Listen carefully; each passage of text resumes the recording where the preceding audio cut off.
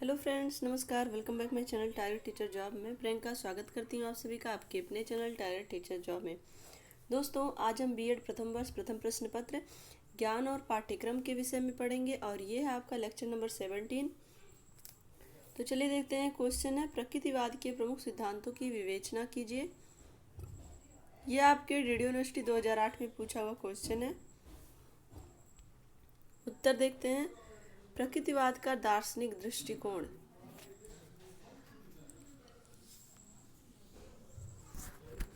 प्रकृतिवाद के मीमांसाओं के आधार निम्नलिखित सिद्धांत बताए जा सकते हैं। तो चलिए देखते हैं इनके सिद्धांत क्या क्या हैं। नंबर 1 है, संपूर्ण सृष्टि प्राकृतिक रचना है।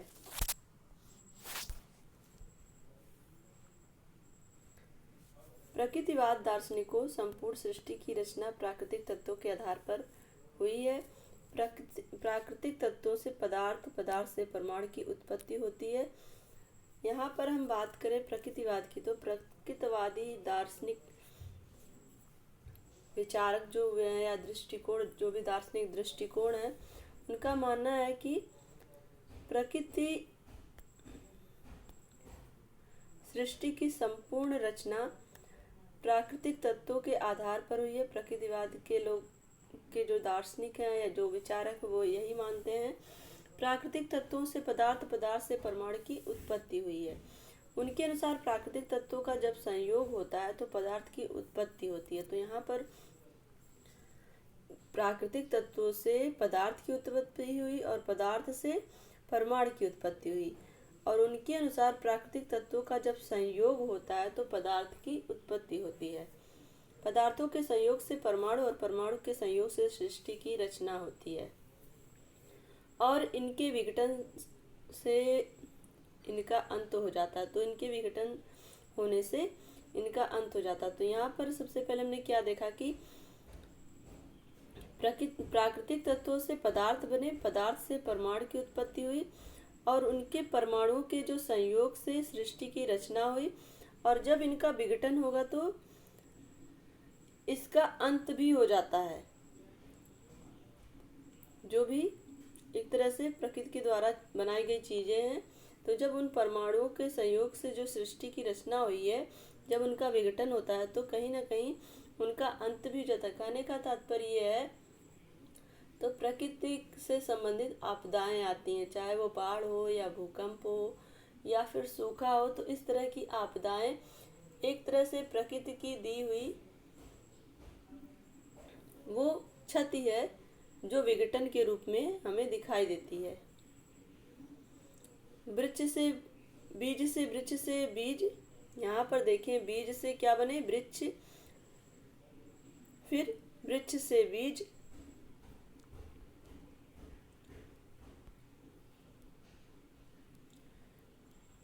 बनने की प्रक्रिया इसका उत्तम उदाहरण है। तो यहाँ पर हम देखें किस तरह से विघटन होता है। जिस प्रकार से वृक्ष से बीज बनते हैं, बीज से वृक्ष बनते हैं, ये जो एक बनने की प्रक्रिया होती है,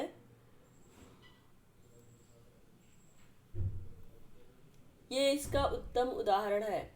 प्रकृति का जो एक बार सृष्टि यानी कि किसी भी चीज की उत्पत्ति हो रही है प्राकृतिक रूप से, फिर वो विघटित हो रही है। तो इसी तरह से अगर हम बीज और पेड़ को देखें तो एक बार बीज बनता है, फिर उसके बाद वृक्ष से ही बीज बना, फिर बीज से ही वृक्ष बने। तो एक प्रकार से इसका जो उत्पन्न होना, फिर विघटित होना, फिर नए तरीके से उत्पन्न होना, इसकी जो एक प्रक्रिया है या इसका उत्तम उदाहरण है।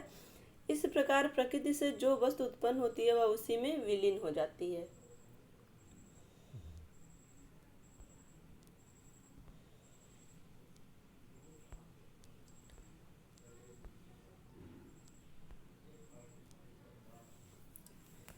नेक्स्ट हम देखें नंबर 2।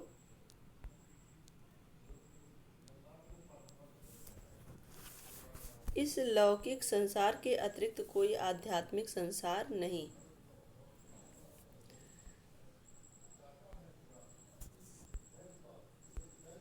यहाँ पर हम देखें प्रकृतिवादी प्रत्यक्ष ज्ञान पर विश्वास करते हैं। उनके अनुसार हम प्रत्यक्ष ज्ञान इस लौकिक संसार में ही प्राप्त कर सकते हैं। अनुभव कर सकते हैं, इसलिए यह सत्य है। इसके अतिरिक्त प्रत्यक्ष ज्ञान हम आध्यात्मिक संसार में प्राप्त नहीं कर सकते, क्योंकि इसका प्रत्यक्ष अनुभव हमें इंद्रियों द्वारा नहीं होता। तो दोस्तों, इसके पहले ही हम लोग देख चुके हैं कि प्रकृतिवाद आध्यात्म को नहीं मानता है। क्यों? यहाँ पर हम देखें, जो प्रकृतिवाद है इंद्रियों द्वारा अनुभव की गई चीज़ों को या लौकिक संसार को ही मान्यता देता है। इसके अतिरिक्त प्रत्यक्ष ज्ञान आध्यात्मिक संसार में प्राप्त नहीं कर सकते, क्योंकि इसका प्रत्यक्ष अनुभव हमें इंद्रियों द्वारा नहीं होता। तो प्रकृतिवाद आध्यात्म को ना मान करके प्रत्यक्ष ज्ञान को ही मानता है, इसलिए यह सत्य नहीं हो सकता। कहने का तात्पर्य यह है कि जो आध्यात्मिक है वो सत्य नहीं हो सकता। प्रकृतिवादी दार्शनिकों के अनुसार पदार्थ कभी नष्ट नहीं हो सकता, इसके स्वरूप में परिवर्तन हो सकता है। इसलिए यह लौकिक संसार है और आध्यात्मिक संसार का कोई अस्तित्व नहीं है। जो भी चीजें आई हैं वो अपना स्वरूप चेंज करती रहती हैं, वो पूरी तरह से नष्ट नहीं होती हैं, प्रकृतिवाद में ये कहा गया। और यह लौकिक संसार सत्य है और आध्यात्मिक संसार का कोई भी अस्तित्व नहीं है। प्रकृतिवाद के अनुसार आत्मा एक क्रियाशील तत्व है। नंबर 3 हम देखें, प्रकृतिवादी विचारकों के अनुसार इस की रचना पदार्थों से हुई है और पदार्थ का निर्माण परमाणुओं के संयोग से हुआ। परमाणुओं में क्रियाशीलता होती है, इन्हीं संयोग और क्रियाशीलता के कारण ही जड़ में जीव उत्पन्न होता है और जीवन में चेतन तत्व होने के कारण क्रियाशीलता होती है। तो यहाँ पर हम देखें, जो प्रकृतिवाद है वो परमाणुओं के संयोग से, यहाँ पर देखिए पदार्थ का निर्माण परमाणुओं के संयोग से होता है और परमाणुओं में क्रियाशीलता होती है। इन्हीं संयोगों और क्रियाशीलता के कारण ही जड़ में जीव उत्पन्न होते हैं। जो परमाणुओं में क्रियाशीलता होती है, इन्हीं क्रियाशीलता के कारण ही जहाँ पे जड़ है वहाँ जीव उत्पन्न होते हैं और जीवन में चेतन तत्व होने के कारण क्रियाशीलता होती है। और जो जीव है उनमें चेतन तत्व होता है, इसलिए वो क्रियाशील होते हैं। प्रकृतिवादियों के अनुसार आत्मा में क्रियाशीलता होती है, इसलिए वह पदार्थ अन्य चेतन तत्व है, अतः शरीर के नष्ट होने पर यह समाप्त हो जाती है। नंबर 4 हम देखें, परमात्मा केवल कोरी कल्पना, इसका कोई अस्तित्व नहीं है। दोस्तों, यहाँ पर अगर हम देखें तो प्रकृतिवाद आध्यात्म को भी नहीं मानता और परमात्मा को भी नहीं मानता। तो प्रकृतिवादियों के अनुसार यह भौतिक संसार ही सत्य है, इसके अतिरिक्त कोई आध्यात्मिक संसार नहीं है। ये भौतिक संसार जिसमें प्राकृतिक रूप से एक तरह से अनुभव किया जा सकता है वही सत्य है। उनके अनुसार मनुष्य को अपना स्वच्छ एवं निर्मल प्रकृति के अनुकूल कार्य करने पर सुख प्राप्त होता है। जो भी यहाँ पर प्रकृति के अनुरूप कार्य करता है उसे ही सुख प्राप्त होता है। मनुष्य जो भी कार्य करता है उस अगर प्रकृति के अनुकूल करता है तो उसे सुख प्राप्त होता है। इसलिए यह प्रकृति के अनुसार ही जीवन में जीने में विश्वास करता है। इसीलिए जो प्रकृति के अनुसार अच्छा कार्य होगा वही करने से उसे जीवन में सुख मिल देगा। वह कहता है कि परमात्मा एक कोरी कल्पना, इसका कोई अस्तित्व नहीं है। और यहाँ पर हम देखेंगे प्रकृतिवाद में परमात्मा को केवल एक कल्पना मानते हैं, उसका कोई अस्तित्व नहीं मानते हैं। नंबर 5 हम देखें, मनुष्य प्रकृति की रचना है। मनुष्य को भौतिकवादी, प्रकृतिवादी, भौतिक तत्व, यंत्रवादी, यंत्र रूप तथा जीव विज्ञानवादी पशु के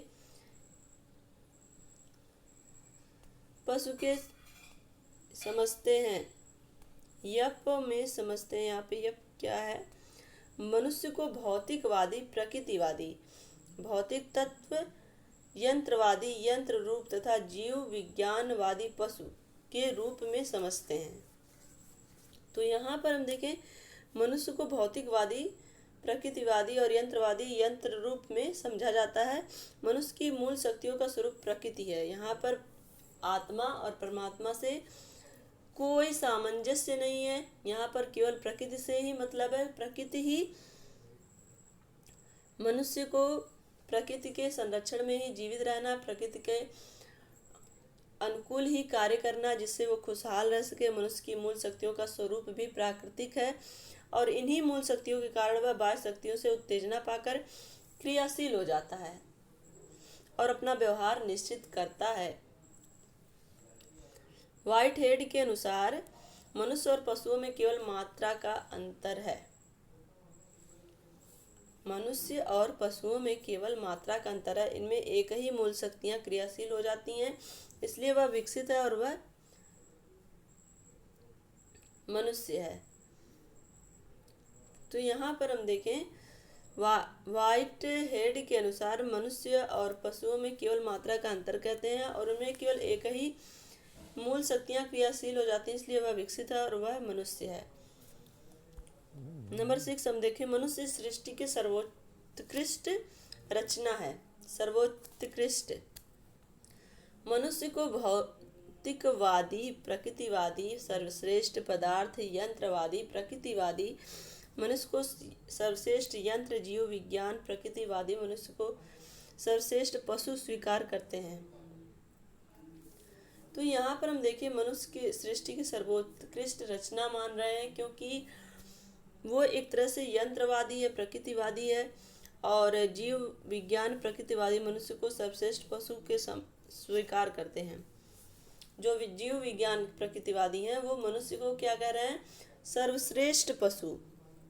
वो कहते हैं कि मनुष्य में अन्य जीवों की अपेक्षा वातावरण के साथ अनुकूलन करने की क्षमता होती है और वह यह अनुकूलन वह अपनी मूल शक्तियों के आधार पर करता है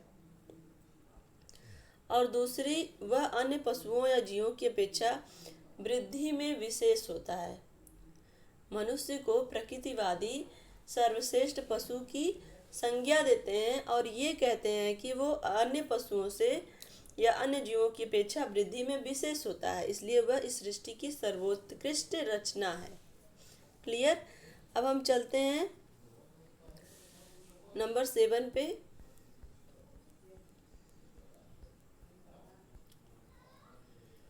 नंबर 7 है आपका, मनुष्य के जीवन का उद्देश्य सुख पूर्वक जीना। तो दोस्तों यहाँ पर अगर हम बात करें प्रकृतिवादी,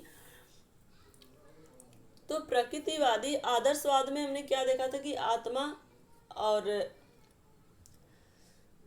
एक तरह से आत्मा को परमात्मा में विलीन करना मुख्य उद्देश्य होता था। लेकिन यहाँ पे क्या है, यहाँ पे आत्मा परमात्मा किसी की का कोई स्थान नहीं है। आत्मा या परमात्मा किसी का भी कोई स्थान नहीं है, बल्कि यहाँ पे कहा जा रहा है कि मनुष्य के जो जीवन का उद्देश्य है वो सुख पूर्वक जीना है। प्रकृति ही सब कुछ है, प्रकृति में से अनुकूलन करना, प्रकृति के साथ जुड़ना, प्रकृति के साथ रहना।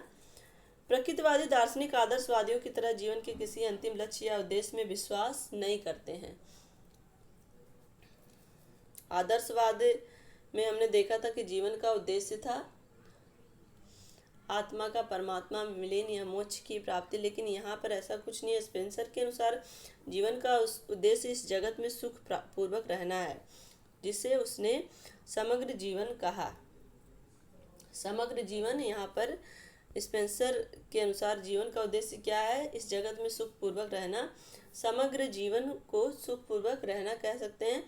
इस समग्र जीवन के लिए उसने न केवल अपने आप को सुरक्षित ही किया, बल्कि उसके अनेक परिस्थितियों से सामंजस्य और संतुलन बनाना भी सीख लिया। तो यहाँ पर समग्र जीवन में कहने का तात्पर्य है कि स्पेंसर महोदय का कथन क्या था कि समग्र जीवन, जो भी व्यक्ति अपना जीवन जी रहा, सुख पूर्वक जी रहा, तो समग्र जीवन में उसे सुख पूर्वक जीना और जो भी परिस्थितियां उसे सामंजस्य और संतुलन बनाना सीखना ही मनुष्य की एक तरह से उपलब्धि यहाँ पे कही गई। इस समग्र जीवन की तैयारी के कारण मनुष्य अन्य जीवों की अपेक्षा अधिक सुख पूर्वक या सुख प्राप्ति करने में सफल एवं समर्थ हुआ। तो यहाँ पर हम देखें, इस समग्र जीवन की तैयारी के कारण मनुष्य अन्य जीवों की अपेक्षा सुख पूर्वक या सुख प्राप्ति करने में सफल एवं समर्थ हुआ। प्रकृतिवादी मनुष्य के जीवन का उद्देश्य मात्र सुख प्राप्त करना ही मानते हैं। तो दोस्तों यहाँ पर हम देखें, जो प्रकृतिवादी हैं वो जीवन का उद्देश्य मनुष्य को एक यंत्र के समान समझते हैं और जीवन का मेन उद्देश्य क्या है?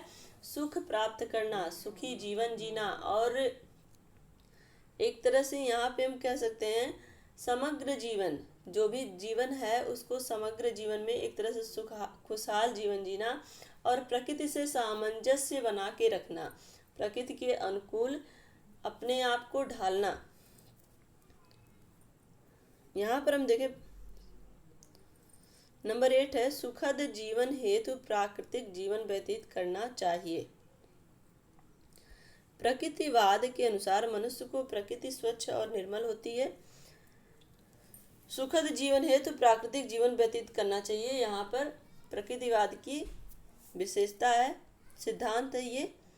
प्रकृतिवाद के अनुसार मनुष्य को प्रकृति और मनुष्य की जो प्रकृति है वो स्वच्छ और निर्मल होती है, लेकिन समाज और संस्कृति के चक्कर में वह अपने स्वभाव को दूर होता जा रहा है, एक तरह से दूषित कर रहा है। कहने का तात्पर्य है कि मनुष्य का जो स्वभाव है, जो प्रकृति है वो स्वच्छ और निर्मल है, लेकिन वो समाज में रहता है, समाज और संस्कृति के चक्कर में पड़कर वह अपने स्वभाव से दूर होता जा रहा है।